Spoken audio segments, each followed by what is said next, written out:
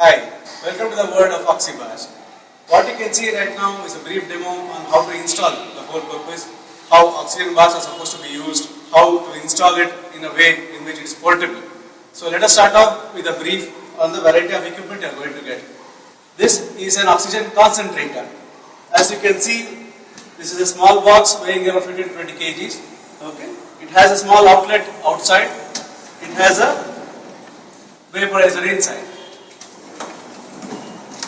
This is designed to suck in atmospheric oxygen, concentrate it to 80% and then release it to the outside world.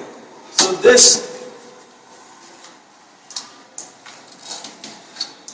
is a plug and play concept.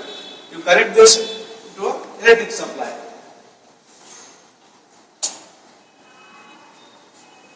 Switch it on like this.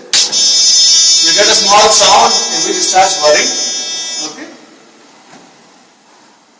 And then you can feel the oxygen coming out of it at this particular outlet. Now fix the oxygen pipe given along with the oxygen bar infuser into this particular thing. Okay. So this is regarding the concentrator. The concentrator has a little up and down movement like this. You can regulate the flow. Just leave it alone.